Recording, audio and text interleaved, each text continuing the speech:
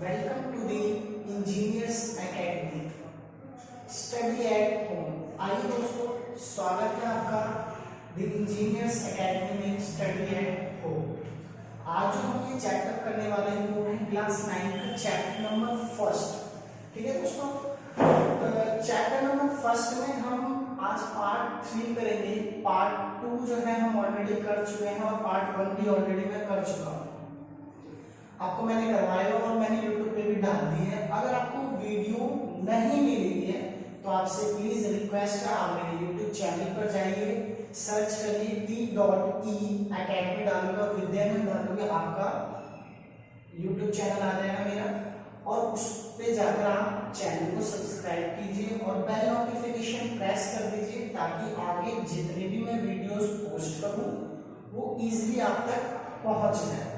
अब हम बात करते हैं आज के सेशंस की। आज के सेशंस में हम पार्ट 3 करेंगे।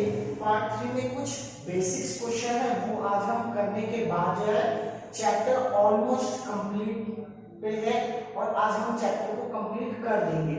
नेक्स्ट हम चैप्टर 2 करेंगे नेक्स्ट वाले वीडियोस में। तो बिना किसी टाइम को गवाए आज हम चैप्टर 1 का पार्ट 3 स्टार्ट करते हैं। पार्ट 3 में जो कुछ बेसिक्स क्वेश्चन है उसका सबसे पहला क्वेश्चन है find the 3 different irrational number between 5/7 and 9/11। ठीक है, हिंदी वालों का क्या है कि हमें 3 अलग अलग अपरिमेय संख्याएं, परिमेय संख्या नहीं अपरिमेय संख्या निकालनी है 5/7 और 9/11 के बीच में। ठीक है दोस्तों, तो अभी तक जो हमने निकाली थी वो थी हमारी परिमेय संख्या, हमने अपरिमेय नहीं निकाली थी, परिमेय निकाली थी किसी भी दोनों नंबर के बीच में। लेकिन अपरिमेय जब निकालो तो जो भी दो नंबर है हमें गिवन उनको लिख लेना और उनको डिवाइड करना है। मैंने 5/7 को इधर डिवाइड किया है मैंने यहाँ तक। अब ध्यान से देखो, देखो 7 का क्या होता है 49।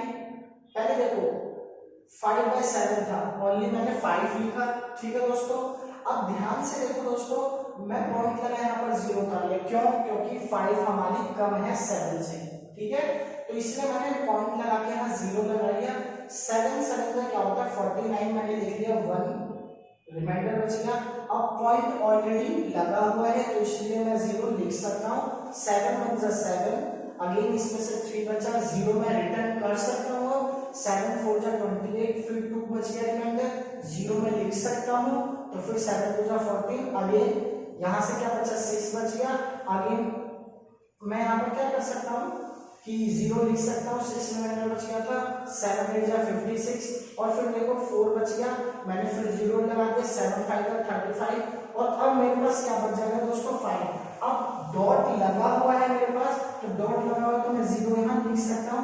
फिर दोबारा देखो दोस्तों 7 7 49 आ गया ना दोस्तों भाई। तो इसका मतलब क्या है, ये फिर दोबारा यहाँ से क्या हो रहा है, ये रिपीट हो रहा है। ध्यान देना दोस्तों इस बात पर, ये क्या होगा फिर दोबारा ये यही डिजिट आ जाएगी, तो इसलिए मैं क्या कर रहा हूँ इसको रिपीट कर देता हूँ। ठीक है, दोबारा वही आएगा 7 ऐसे करके। ठीक है, 7 1 4। ठीक है, तो इसलिए मैंने बार यहाँ तक ही लगाई है क्योंकि ठीक है। अब नेक्स्ट 9/11, इसको भी डिवाइड कर दो दोस्तों।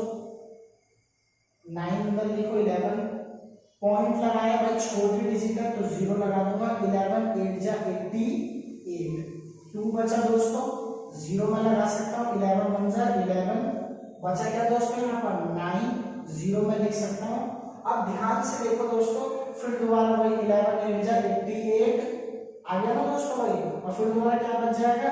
इसको मैंने और आगे करके नहीं दिखाई इस वाले डिवाइड को क्योंकि वही डिजिट आई, लेकिन यहाँ पर मेरे पास स्पेस है इसलिए मैं आपको दिखा देता हूँ। तो यहाँ पर क्या बच जाएगा 2, फिर वही 11 1 11। ठीक है, तो बचा क्या तुम्हारा दोस्तों 9 बच जाएगा। फिर बार मतलब ये चलता रहेगा, तो हम बार इस पे लगाएंगे, इस पे नहीं लगाएंगे। ठीक है दोस्तों, 8 1 पे बार आ जाएगा।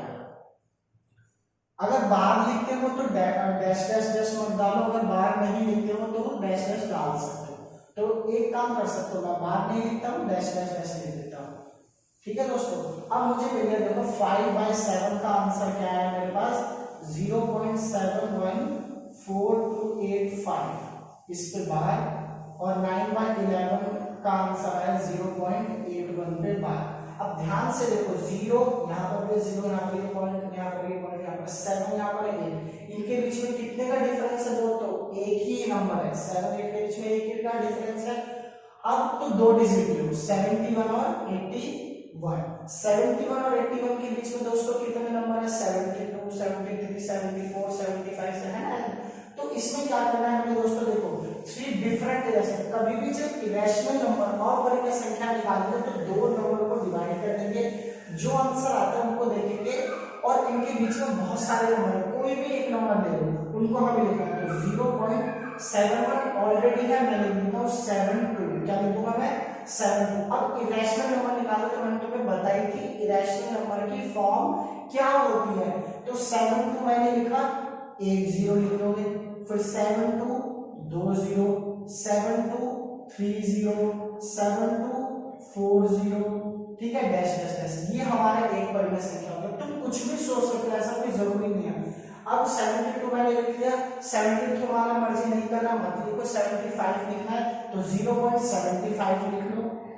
10 मतलब जो डिजिट लिखोगे उसके साथ 10, फिर डिजिट लिखो 20, फिर डिजिट लिखो 30, फिर डिजिट लिखो 40, ये आपका हो गया एक और अपरिमेय संख्या। एक और लिखना है मुझे, तो उसको मैं कैसे लिखूंगा? 0 पॉइंट मैंने ले लिया 78 10, आप कुछ भी लिख सकते हो इन दोनों के बीच में, 20 78 78 30 और 78 40 दोस्तों, ठीक है दोस्तों। तो ये हमारा इरेशनल नंबर इनके बीच में लिख सकते हो यहाँ पर 3 डिफरेंट इरेशनल नंबर बिटवीन 5/7 और 9/11, दिस एंड दिस। समझ में आ गया कि 5/7 और 9/11 के बीच में 3 अलग अलग अपरिमेय संख्या, 1 ये 2 ये 3। समझ में आ गया दोस्तों? कोई प्रॉब्लम तो नहीं है ना। अब मैं आता हूँ, एक क्वेश्चन आता है, ये सिंप्लीफाई, सरल कीजिए, इनको मतलब थोड़ा सरल करना है। तो ध्यान से देखो दोस्तों, मैं थोड़ा इसको मिटा दूंगा, मेरे पास स्पेस नहीं है, क्योंकि मुझे और चैप्टर फटाफट कंप्लीट करना है, मुझे ये चैप्टर जितनी जल्दी से जल्दी हो सके। आप टेंशन मत लो, आपको हर चैप्टर्स की वीडियो मिलेगी, बस आप समझते रहो यहाँ पर और घर पे प्रैक्टिस करो। सबसे फर्स्ट क्वेश्चन, इसको सिंप्लीफाई करना है हमें, ठीक है। सिंप्लीफाई करना बहुत इजी, कोई ज्यादा बहुत बड़ा काम नहीं है। देखो ध्यान से, इधर 3 + √3 पहला क्वेश्चन मैं उतार रहा हूँ। कभी भी याद रखना, मैंने ऐसे तुम्हें सिंप्लीफाई करना बताया था कि कभी भी दो चीज अगर ब्रैकेट में हो, मैंने बेसिक्स क्लास में ये चीजें बताई थी कि कभी भी दो चीज ब्रैकेट में हो, मतलब ब्रैकेट में 2 नंबर हो, ब्रैकेट में 2 नंबर है, ब्रैकेट में 2 नंबर है, 2 ब्रैकेट हो, दोनों में 2 नंबर हो और उनके बीच में प्लस या माइनस हो, कोई भी साइन हो चलेगा, ठीक है। बीच में कुछ प्लस या माइनस नहीं होना चाहिए, ये चीज ध्यान रखना। इसका मतलब क्या है? ये दोनों ब्रैकेट मल्टीप्लाई है, ये दोनों ब्रैकेट किसमें दोस्तों? मल्टीप्लाई में, यानी मुझे इन दोनों की करनी है मल्टीप्लाई। तो ब्रैकेट मल्टीप्लाई कभी भी जब हम सॉल्व करते हैं वो कैसे करते हैं देख लो। ब्रैकेट में एक डिजिट है, प्लस या माइनस भी होता है यहाँ पर, दूसरे डिजिट, फिर ब्रैकेट बीच में कोई साइन नहीं है, एक डिजिट, फिर प्लस या माइनस, फिर दूसरी डिजिट है। अगर ऐसा केस हो तब हम मल्टीप्लाई कैसे करते हैं? पहला डिजिट सेम, ये पूरा उतार लेंगे, दूसरा डिजिट क्या है इसका? √3, विद साइन उतार लो, यहाँ पर विद साइन मैंने उतार लिया, साइन प्लस साइन इसका क्या है वो उतारोगे, माइनस रहता तो माइनस उतार लेते, 2 + √2। अब इसकी मल्टीप्लाई एक बार इससे करनी है और एक बार इससे करनी है। 3 × 2 = 6, 3 को √2 से मल्टीप्लाई करेंगे तो 3√2 आ जाएगा। ये बच्चे सोचते हैं √6 आ जाएगा, नहीं दोस्तों, कभी भी रूट वाले से रूट वाले की मल्टीप्लाई होती है, तो अगर यहाँ √3 होता तो √6 आ जाता। समझ में आ गया दोस्तों? लेकिन यहाँ पर एक बिना रूट के है और एक रूट के है, तो इन दोनों की मल्टीप्लाई ऐसे होती है। अब जैसे इसकी मल्टीप्लाई से इसकी मल्टीप्लाई, तो इसकी मल्टीप्लाई से करोगे तो 2 क्या आ जाएगा? 3। कभी भी रूट वाली वैल्यू पहले नहीं लिखते, बिना रूट वाली वैल्यू पहले लिखते हैं। अब देखो √3 × √2, तो 3 × 2 क्या हो जाएगा दोस्तों? 6। अब ध्यान से देखो, तो क्या हम इसको प्लस और माइनस कर सकते हैं? नहीं। याद रहे, रूट वाली वैल्यू को मैं प्लस और माइनस तभी कर सकता हूं जब यहाँ √3, यहाँ पर क्या है दोस्तों? √2। अगर यहाँ √3 होता तो ध्यान से देखो, इनका बेस सेम होता, ये √3 और ये भी क्या है दोस्तों? √3। तो ये 2 है और ये कितना है? 3, तो 3 और 2 हो जाता है यहाँ पर 5√3। 3। समझ में आ गया दोस्तों? या माइनस भी करना होता तो हम माइनस कर देते, लेकिन यहाँ पर हमारा क्या है दोस्तों, √2, तो इसलिए हम ज्यादा कुछ नहीं कर सकते, ये आंसर हमारा इतना ही आ जाएगा। सेकंड पार्ट देखो, 3 प्लस √3 और 3 माइनस √3, थोड़ा जल्दी चलूंगा मैं, ध्यान से देखो। मैंने आपको बताया होगा कि a प्लस बी और a माइनस बी ये एक फॉर्मूला होता है a² माइनस b²। अगर नहीं बताया होगा तो मैं अभी फॉर्मूला बता देता हूँ, ये मैंने बता दिया फॉर्मूला। क्या होता है जी, हमें पता है कि कोई भी डिजिट दो ब्रैकेट में है, एक बार दोनों डिजिट सेम है, एक बार प्लस में और एक बार माइनस में। ध्यान से देखो, दोनों डिजिट सेम है, एक बार प्लस में एक बार माइनस में, तो उस केस में हमारा फॉर्मूला a² माइनस b², इसमें हम लिख सकते हैं। तो a की वैल्यू क्या है दोस्तों, 3, तो 3 का स्क्वायर माइनस b की वैल्यू क्या है, √3, इसका स्क्वायर करोगे तो दोस्तों क्या हो जाएगा, देखो 3 का स्क्वायर हो जाएगा दोस्तों 9 माइनस √3 का जब तुम स्क्वायर करोगे दोस्तों, कभी भी सेम नंबर का √3 का स्क्वायर का मतलब क्या होता है, √3 into √3। जब सेम नंबर को हम मल्टीप्लाई करते हैं, ठीक है दोस्तों, जब हम सेम नंबर को रूट में मल्टीप्लाई करते हैं तो उसका आंसर 3 आ जाता है, कट जाता है। समझ में आ गया? 3 3 से 9 नहीं होगा, ठीक है, √9 नहीं होगा, √9 होगा, √9 हो सकता है, लेकिन √3 नहीं आएगा, √3 नहीं आएगा, ठीक है, ये चीज ध्यान रखो। √9 आएगा इसका आंसर, लेकिन √9 को हम बाहर लिख सकते हैं 3, लेकिन शॉर्टकट मेथड में यूज कर सकते हो कि जब भी हम रूट की सेम नंबर की मल्टीप्लाई करेंगे, जैसे √2 into √2 भी होता तो वही आंसर 2 ही आता, ठीक है। अगर √4 5 into √5 करते तो भी आंसर 5 आता, ये चीज ध्यान रखना हमेशा। तो इसका आंसर आ जाएगा 3, तो आंसर हमारा आ जाएगा 6। अब ये वाला है, ये वाला मैं नहीं बताऊंगा, देखो सेम डिजिट है, एक प्लस में और एक माइनस में है, तो जैसे मैंने ये किया है वैसे इसको भी करना। मैं थर्ड बता देता हूँ आपको, √5 प्लस √2 का होल स्क्वायर। दोस्तों ये भी एक फॉर्मूला है, ये मैंने बेसिक्स क्लास में आप लोगों को बताई होगी। ये a हो गया और ये क्या हो गया b, तो a प्लस b का होल स्क्वायर। दोस्तों मैंने आपको बताया था a प्लस b का होल स्क्वायर क्या होता है, मैंने इसको प्रूफ करके भी दिखाया हुआ था आपको, 2ab। इस फॉर्मूले में ही रख दो, a प्लस b का होल स्क्वायर क्या होता है दोस्तों, a क्या है हमारा, √5 का होल स्क्वायर प्लस √2 का होल स्क्वायर और प्लस 2 into a क्या है हमारा दोस्तों √5 और b क्या है दोस्तों हमारा √2, ठीक है। अब यहाँ पर मैं लिख देता हूँ आंसर, आपको कोई प्रॉब्लम नहीं आएगी। देखो दोस्तों √5 था, √5 का स्क्वायर करके मैंने अभी बताया, √5 into √5 का आंसर आ जाएगा 5 प्लस √2 का स्क्वायर करोगे दोस्तों तो क्या आ जाएगा आंसर, 2 आ जाएगा, ठीक है, ये चीज ध्यान रखना। प्लस अब इसकी मल्टीप्लाई हम करेंगे, देखो 2 रूट में नहीं है तो इसको एज इट इज लिख दो, इसको मार्क दो, ये दोनों रूट में है, तो √5 है तो √2 करोगे तो √10 आ जाएगा, तो ये हमारा √10 आ गया। अब ये डिजिट इसके साथ प्लस नहीं हो सकती क्योंकि रूट वाले के साथ प्लस होता है, और बिना रूट वाले डिजिट बिना रूट वाले से प्लस माइनस होगी, तो 5 और 2 हो जाएगा तुम्हारा 7 और ये, तो हमारा आंसर ये आ, ठीक है दोस्तों, समझ में आ गया? कोई प्रॉब्लम तो नहीं है। ये हमारे कुछ बेसिक्स क्वेश्चन, तो 2 टाइप के क्वेश्चन और बनते हैं पार्ट 3 में, उसके बाद चैप्टर फर्स्ट आपका कंप्लीट जितने भी इंपॉर्टेंट क्वेश्चन है, ठीक है। तो सबसे पहला हमारा जो 1-2 क्वेश्चन और बचते हैं उसमें से देख लो फटाफट, और फिर ये चैप्टर हम कंप्लीट कर देंगे, ठीक है। फटाफट से देख लो, ज्यादा टाइम वेस्ट मत करो, फटाफट से देख लो।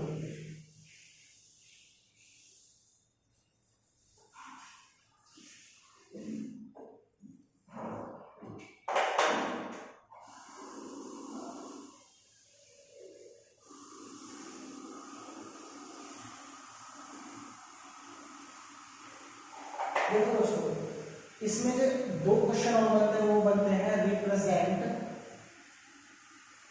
√9.3 ऑन द नंबर लाइन।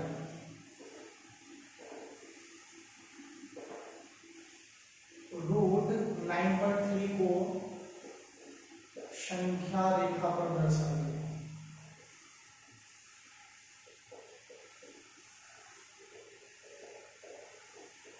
देखो बहुत इजी क्वेश्चन, ज्यादा कुछ करना नहीं इस क्वेश्चन में, बहुत इजी। इससे पहले हमने जो नंबर लाइन पे दर्शाए थे वो क्या दर्शाए थे, log 8, √2, √3, √5 √5 √7 हमने कर लिया है ना ऑलरेडी, लेकिन वहां पर क्या था, केवल क्या था √2 √3, उसके साथ बीच में पॉइंट के बाद कोई डिजिट नहीं रहती थी। लेकिन अब क्या है, √9 है, उसके बाद क्या है दोस्तों, पॉइंट के बाद डिजिट है। अगर ऐसा केस हो उसको हमें संख्या रेखा पर दर्शाना हो तो हम क्या करेंगे, सबसे पहले एक लाइन खींचेंगे,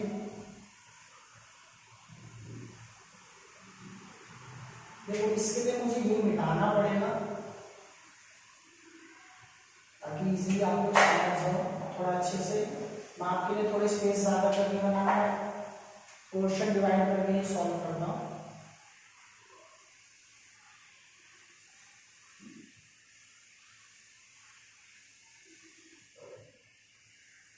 यहां लेना है आपको दोस्तों, देखो सबसे पहला काम ये हमने कर लिया, ये बहुत अच्छी बात है।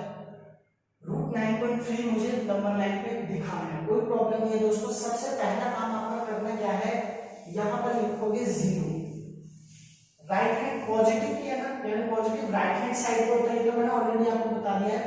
तो सबसे पहला काम आपका ये है, यहां लिखो 0 और यहां से 1 2, ये स्केल हो गया आपका 1-1 सेंटीमीटर का, 4 5 6 7 8 9 और 10 दोस्तों, ठीक है। इधर -1 लिख सकते हो, -1 -2, ठीक है। अब ध्यान से देखो दोस्तों, √9.3 है, 0 से स्टार्ट करना है, पहले ये आपका है 0, ओ भी मान सकते हैं इसको। यहां से मैंने स्टार्ट किया,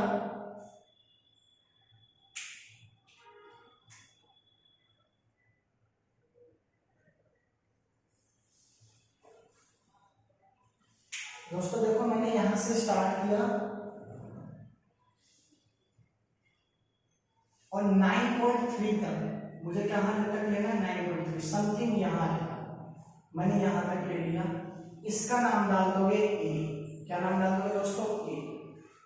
ये 9.3 लेने के बाद 1 सेंटीमीटर आपको और ज्यादा लेना है, तो 1 सेंटीमीटर जब आप लोगे तो वो यहां तक आएगा, 10.3 तक है ना भाई, 9.3 तक आपने लिया, एक और लेवल लोगे तो ये हमारा 10.3। यहां और यहाँ ये जो O और B है, इन दोनों का मिड पॉइंट फाइंड आउट करना है। मिड पॉइंट कैसे फाइंड आउट करोगे, मध्य बिंदु ढूंढेंगे। वैसे तो हमारे पास नंबर है तो हम मिड पॉइंट ढूंढ लेंगे, लेकिन मैथ्स के लैंग्वेज में ऐसे वो मिड पॉइंट भी ढूंढते, कभी भी कंस्ट्रक्शन में कंपास लेना, प्रकार लेना, वो लेना, एक बार आधे से ज्यादा खोल लेना, जैसे आधे से लगभग अपने अंदाजे से आधे से ज्यादा लेना, एक आध ऊपर एक आध नीचे, इधर से एक आध ऊपर और एक आध नीचे, तो ये जहां एक दूसरे को काटेगी, जहां एक दूसरे को काटेगी, ये आपका मिड पॉइंट हो जाएगा एम। यहां पर कंपास रखना और यहां से एक सेमी सर्कल ड्रॉ कर देना यहां पर, ठीक है दोस्तों, समझ में आ गया। ये सेमी सर्कल ड्रॉ कर दोगे और ए से एक बिल्कुल सीधी रेखा खींच देना, इसका नाम कुछ भी डाल देना डी। और अब क्या करना है आपको दोस्तों, यहां से कंपास रखना, मिड पॉइंट मिल गया था, एक बार फिर रिप्रेजेंट कर देता हूं, मिड पॉइंट मिल गया, सेमी सर्कल मैंने कंपास को यहां रखा और जहां तक भी कंपास बोले यहां से ऐसे ड्रॉ कर दिया मैंने, ठीक है। इसको सीधा ड्रॉ किया, अब कंपास को यहां रखना है, यहां से एक आर्क लगाना है जहां तक भी लगता है, तो ये हमारा दोस्तों क्या आ जाएगा, ये आ गया हमारा √9.3। समझ में आ गया दोस्तों। कोई प्रॉब्लम हो तो मुझसे बिल्कुल इजीली पूछ सकते हो, कोई प्रॉब्लम नहीं है, पर फिर भी माइंड कर देते, बहुत इंपॉर्टेंट क्वेश्चन है, जरूर आता है। जितना भी बोले आपको लोकेट करने के लिए नंबर लाइन पे संख्या रेखा पर, उतना 0 से पहले ले लिया, 1 सेंटीमीटर ज्यादा ले लिया, नाम डाल दो O, A और B। O और B को लेकर मध्य बिंदु मुझे ड्रॉ करना है, मिड पॉइंट, तो मैं क्या करूंगा, आधे से ज्यादा कंपास खोलना, एक बार यहाँ रखना ऊपर एक नीचे, एक बार यहाँ रखना, एक आध ऊपर एक आध नीचे, जहां एक दूसरे को स्ट्रेट लाइन है जहां मिलेगी उसका नाम मिड पॉइंट एम हो जाएगा, ये हमारा मिड पॉइंट हो गया। कंपास को यहाँ रखना, सेमी सर्कल ड्रॉ कर देना, इसको सीधे एक लाइन ले लेनी है बिल्कुल परपेंडिकुलर, और कंपास यहाँ रख के एक आर्क कैसे लगा देना, ये हमारा √9.3। कोई प्रॉब्लम, ठीक है। नेक्स्ट एक पार्ट क्वेश्चन और बचता है इसमें, वो आप देख लो, फिर उसके बाद आपका चैप्टर फिनिश। इस चैप्टर में जितनी चीजें थी वो मैंने आपको बता दी है। इसके अलावा और चैप्टर में मुझे भी लगता है कुछ इम्पोर्टेंट है, ठीक है, वो आज मैं अब आपको बताने वाला हूँ। क्या क्वेश्चंस हैं, वो है फाइंड, ऐसे करके आएगा दोस्तों आपको 62 1/2 सेकेंड,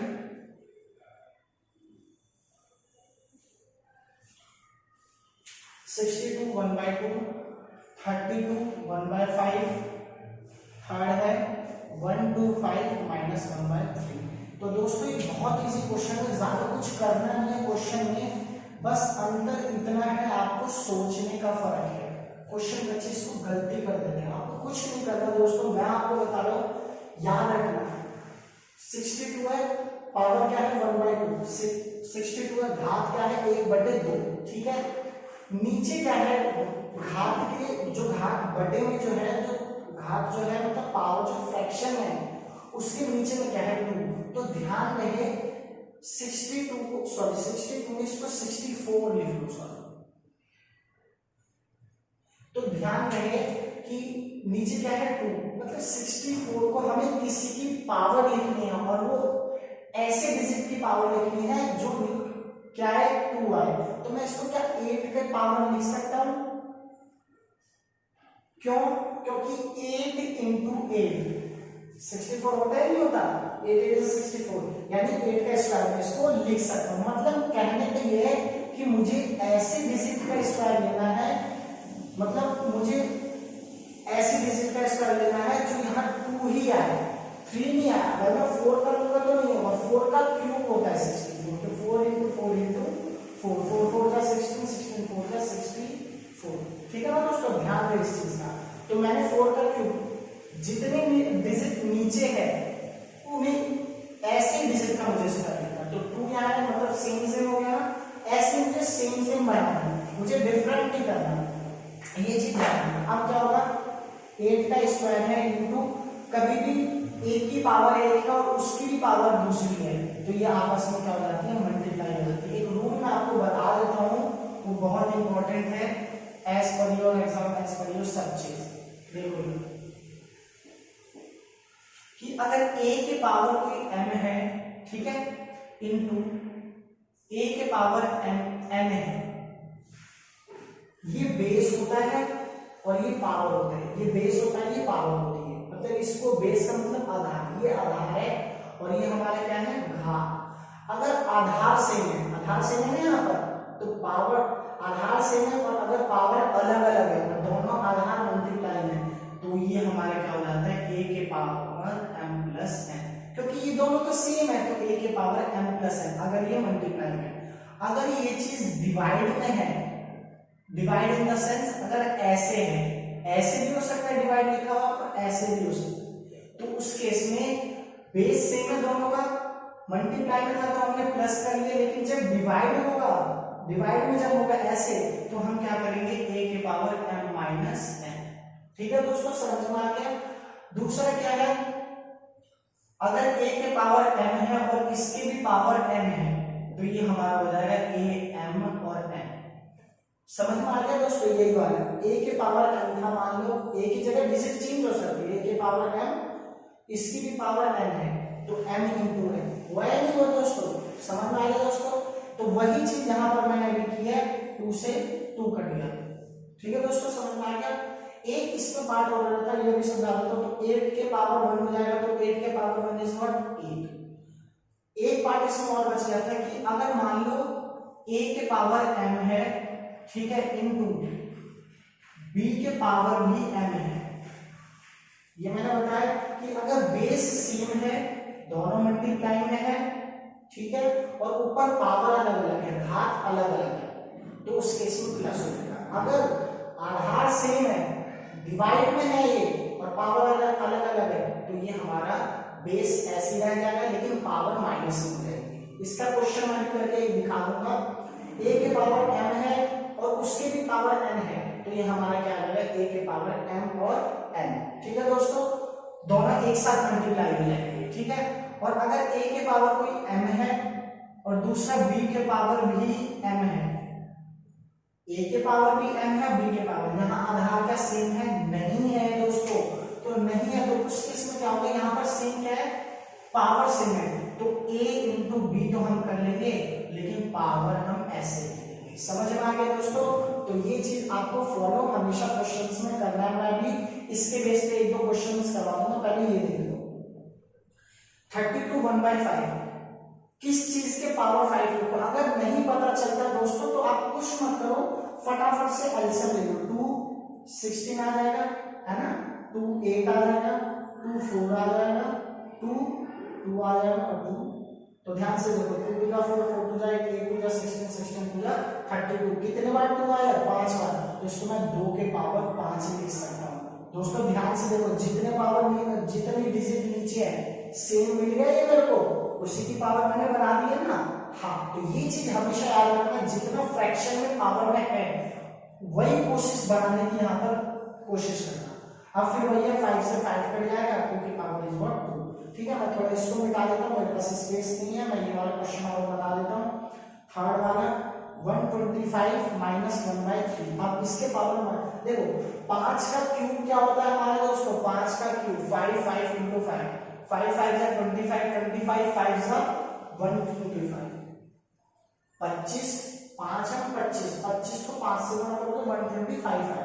तो यानी इसको मैं 5 की क्यूब लिख सकता हूँ, 1/3 माइनस 3 से निकल जाएगा। अब ये देखो 2 के पावर 1 रहता था तो 2, तो 5 के पावर अगर -1 होगा तो ये 5 नहीं होगा दोस्तों, ये क्या हो जाएगा? ये 1/5 हो जाएगा। ये चीज याद रखिए, क्योंकि ये रेसिप्रोकल है। क्या ये रेसिप्रोकल? पावर कभी भी अगर हम ऊपर लिखते हैं, जैसे कि कोई है 3 - 2, तो इसको मैं क्या लिख सकता हूँ? 3 1/2। समझ में आ गया ना? तो ऐसे करके हम कर सकते हैं। तो याद रहे कभी भी 2 के पावर 1 है तो आंसर 2 आएगा, लेकिन अगर 5 कोई भी -1 आता है तो उसको हम 1/5 लिखेंगे। ठीक है, इस बेस पे क्वेश्चन में एक करवा देता हूँ, बहुत इजी है। 2 के पावर अगर 4 है इंटू 2 के पावर 6 है। ठीक है दोस्तों, 2 के पावर मैंने 4 लिखा, 2 के पावर 6। देखो बेस सेम है, यहाँ पर सेम है, मल्टीप्लाई में, लेकिन पावर अलग अलग है। तो ये क्या हो जाएगा? बेस ऐसे हो जाएगा और ये प्लस हो जाएगा, यानी 4 + 6 2 के पावर है।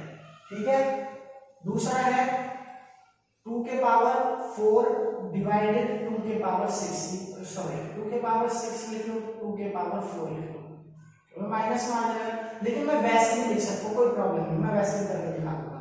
तो मैंने क्या बताया था, क्या हो जाएगा? अगर डिवाइड में है तो पावर माइनस में जाएगी, तो 6 - 4 दैट इज 2।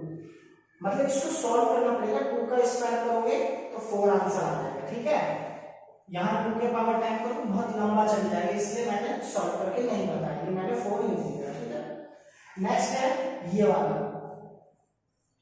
2 की पावर मान लो 2 है और इसकी भी पावर मान लो 3 है। तो दोस्तों मैंने क्या बताया? पावर मल्टीप्लाई हो जाएगा, यानी 2 के पावर क्या हो जाएगा दोस्तों? 6 हो जाएगा। अब 2 के पावर 6 आंसर क्या आ जाएगा? बहुत इजी है, 2 into 2 into 2 into 2 into 2 into 2 2 4 5 6 2 दूनी 4 4 दूनी 8 8 दूनी 16 16 दूनी 32 32 दूनी 64 आंसर आता है दोस्तों। समझ में आया दोस्तों? कोई प्रॉब्लम तो नहीं है ना? ठीक है दोस्तों, कोई प्रॉब्लम तो नहीं है ना? प्रॉब्लम हो तो आप मुझे बिल्कुल बता सकते हो, कोई प्रॉब्लम नहीं है। और कभी भी याद रखना, 2 के पावर अगर 6 है तो बच्चे इसको मल्टीप्लाई कर देते हैं 6 टू द 10, नहीं वो गलत है। 2 के पावर जितनी पावर होगी उतने बार मल्टीप्लाई होगा। ठीक है, लास्ट वाले का एक एग्जांपल मैं दे देता हूँ यहीं पर, ये अलग से मैं बता देता हूँ आपको। मान लो 2 की पावर अगर 4 है इंटू 3 की पावर भी 4 है, तो इस केस में ध्यान से देखो, बेस अलग अलग है, आधार अलग अलग, घात सेम है, पावर सेम है। तो ये हो जाएगा 2 इंटू 3, ये मल्टीप्लाई हो जाएगा आपस में, क्योंकि इसका फॉर्मूला मैंने आपको बताया था a इंटू बी और ब्रैकेट में m हो जाएगा। तो 2 इंटू 3 लिख दिया, जो भी पावर है वो सेम हो जाएगा। तो 3 2 क्या हो जाएगा? 6 की पावर 4। इसको सॉल्व करके आंसर मिल जाएगा तुमको। ठीक है, ये आपका था चैप्टर 1, ऑलमोस्ट पूरा कंप्लीट कर दिया मैंने, इसमें कोई प्रॉब्लम वाली बात नहीं, मैंने सारे क्वेश्चन आपको करवा दिए हैं। अगर आपको कोई भी प्रॉब्लम आती है तो आप मुझे कमेंट के जरिए जरूर बताएं। Now that's enough for today.